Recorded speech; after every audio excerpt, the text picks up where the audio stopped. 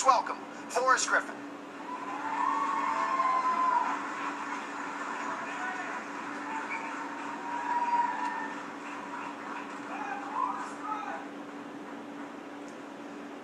All right, Tito Ortiz, you sit here about 60 hours away from your final UFC appearance. I can't imagine the many things going through your head right now, but at its core, this is still a huge fight for you. Are you able to enjoy what is your final fight week while also keeping your eyes on the prize and the task at hand?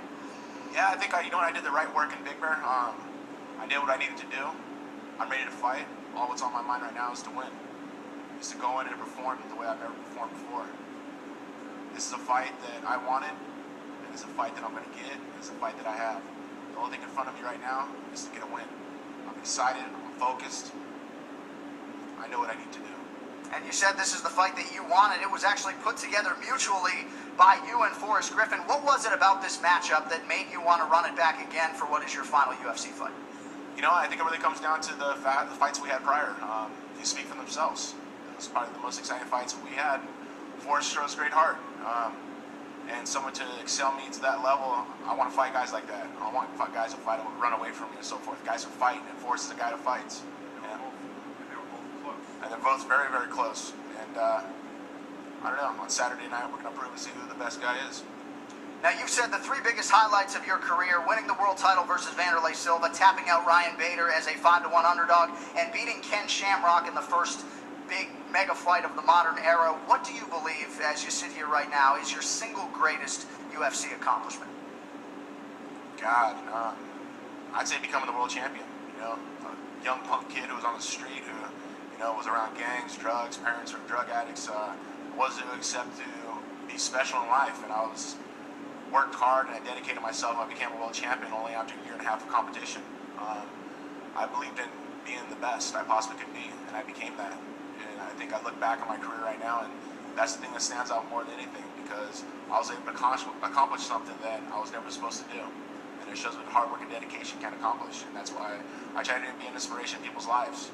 And that's when I changed my name from the bad boy to the people's champ, is to make a difference to every one of the humans on earth, man, that you can make a difference as long as you keep your mind focused and work hard. And that's what I've done. Now, Dana White said a while back you were a lock to go into the Hall of Fame at some point. How much more special is it, though, to be inducted on the day of your final fight and to get to walk to the octagon one final time as a UFC Hall of Famer? I haven't really thought about it. I just been training. I just been wanting to fight and just go out and do what I usually do. I don't know, the Hall of Fame is something that I'm very thankful, you know, for Dana and Lorenzo to induct me to this thing. It just shows to my fans that, you know, all my hard work does pay off, and I'm very thankful to it. And on Saturday, when I wake up that morning, I guess we're just gonna have to tell how it all, you know, comes out, the outcome of it. But the most important thing right now to me is get in a cage and fight at the capacity that I know I can go fight at. All right, Forrest Griffin, this is the third fight between you and Tito Ortiz. UFC 59, 2006, you lost a split decision. That was the fight of the year. Then you take the rematch also by split decision in 2009. But here as we sit in 2012, how closely are the two of you matched? I don't think a lot's changed since the last couple go-rounds, you know. We'll see. I think, you know, you always think you have a couple of surprises, but we'll find out. We know how competitive you are. We know your wit and sense of humor has endeared you to UFC fans across the world, but I'm going to ask you to take this question very seriously. You have said if you can't beat Tito Ortiz, you will retire from life. You obviously have some pressure as the 4-1 favorite, but how much pressure are you putting on yourself to make sure you come through in this spot and to not let him go off into retirement by winning this series? Well, shit, if I said it, it must be true, so there you go. I'll stand behind it.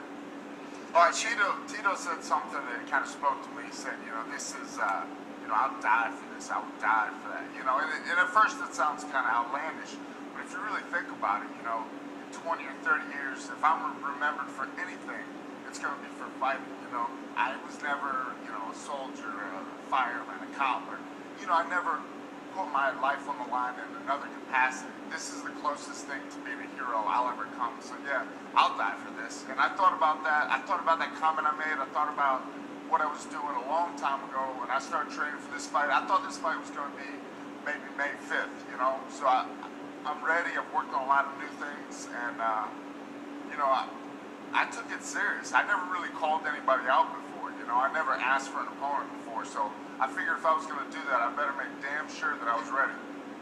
All right, well, you guys have already shared the octagon for 30 minutes. You know each other quite well. Can there be any surprises stylistically at this point in time? And what do you think when the octagon door closes, this fight's going to come down to? Oh, yeah, that was for me. I don't know. You know, it's hard to say. That's kind of predictive analysis. You know, I know it's going to be a big day for Tito, and I know he's going to come in with a big head of steam. You know, Hall of Fame, final fight, fighting me. I know he gets motivated to fight me. You know, I just have to make sure that I'm prepared to match that intensity right from the jump. All right, well, you are an established UFC veteran, obviously a former UFC champion, but this has been your first training camp as a father. How has that impacted your preparation and I guess affected, you know, the training camp and the days and weeks leading up to the fight? Well, it's not that bad. I got a good wife, so. Yeah, I think that goes a long way. All right, I don't do any of the heavy lifting, you know?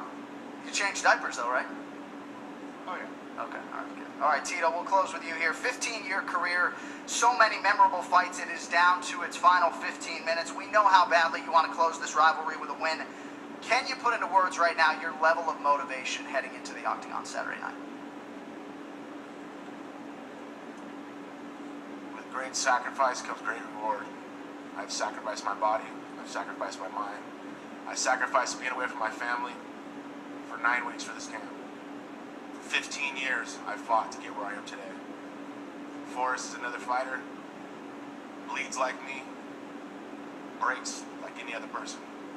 I'm going to do my job on Saturday night, and that's get a W.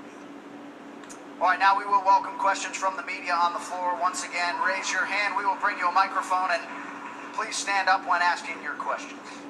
This first one's for Tito. Tito, you had 4 big rivals in the UFC. You got Frank Shamrock, Chuck Liddell, Dana White, and Forrest Griffin. Where does Forrest rank amongst those group of rivals you've experienced in your Ultimate Fighting Championship career? You know, it has to be the top 2 because it's true. You know, number 1, of course, is Shamrock because it was true. There was no lies. It was heartfelt towards each other. But it was a little different between Forrest. You know, me and Forrest, it was never really personal. It was, I never did any hatred towards him. You know, maybe the first fight I said a few things that were a little out of, I wouldn't say not out of character, but out of trying to get under his skin. But I always respected Forrest. He's done great for the sport. He's done great for himself, becoming a world champion. And my 3rd and final fight, you know, I asked Lorenzo and Dana if we could make this happen. You know, we both got split decisions, but you know, I think me and Forrest's rivalry has to be the top 2. All right, one more. You're a very emotional fighter in and outside the octagon. On Saturday night, you're going to get introduced as UFC Hall of Famer Tito Ortiz. Is that going to affect you emotionally going into what is your last fight? It's the first time you fought with knowing that there's not another fight after this. Like, just emotionally, how we feel to handle that kind of situation? Well, I think this kind of goes out when I almost won the middleweight world title against Frank Shamrock. I threw everything out. I have 15 minutes of me going 100% non-stop, 15 minutes. I ain't worried about no Hall of Fame. That's a given. That's a guarantee. That's already, it's in the bag. What's not guaranteed is getting my hand raised. But in my mind, I'm focused on positive reinforcing myself to prepare